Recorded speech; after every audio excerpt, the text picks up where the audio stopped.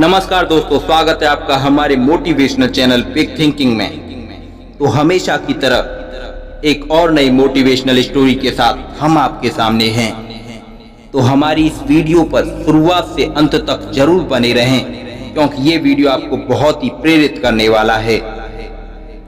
तो स्टार्ट करते हैं। रात 9 बजे लगभग अचानक मुझे एलर्जी हो गई। घर पर दवा नहीं थी, ना ही इस समय मेरे अलावा घर में और कोई था।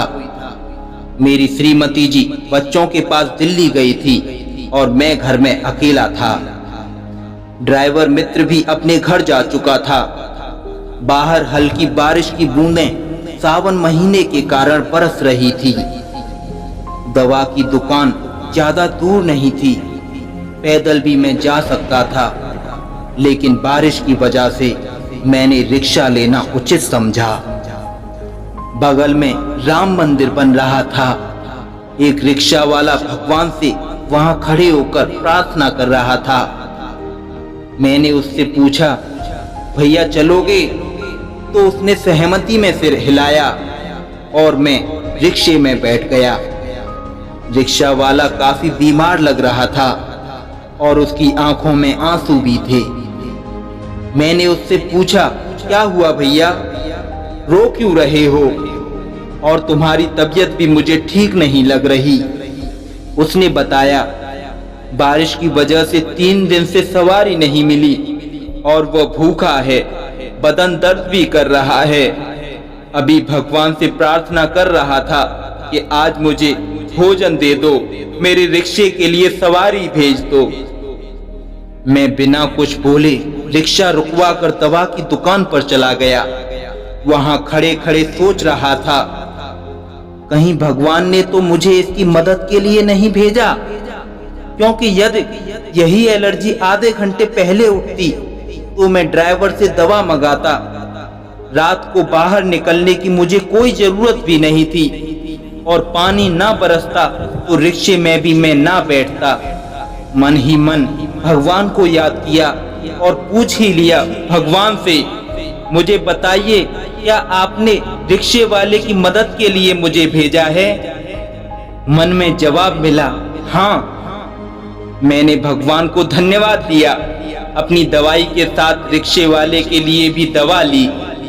बगल के रेस्टोरेंट से छोले भटूरे पैक करवाए और रिक्शे पर आकर मैं बैठ गया। जिस मंदिर के पास से रिक्शा लिया था, वहीं पहुंचने पर मैंने रिक्शे को रुकवाया। उसके हाथ में रिक्शे के 30 रुपए दिए। गर्म छोले भटूरे का पैकेट और दवा देकर बोला, खाना खाकर यह दवा खा लेना। एक एक गोली ये दोनों अभी और एक एक कल सुबह नाश्ते के बाद। उसके बाद मुझे आकर मिलना। रोते हुए रिक्शे वाला बोला, मैंने तो भगवान से 2 रोटी मांगी थी, मगर भगवान ने तो मुझे छोले भटूरे दे दिए। कई महीनों से इसे खाने की मेरे दिल में इच्छा थी। आज भगवान ने मेरी प्रार्थना सुन ली और जो मंदिर के पास उसका बंदा रहता था, उसको मेरी मदद के लिए भेज दिया। कई बातें वो बोलता रहा और मैं स्तब्ध होकर सुनता रहा। घर आकर सोचा कि उस रेस्टोरेंट में बहुत सारी चीजें थीं, मैं कुछ और भी ले सकता था। समोसा या खाने की थाली पर मैंने छोले भटूरे ही क्यों लिए? क्या सच में भगवान ने मुझे रात को अपने भक्त की मदद के लिए भेजा था?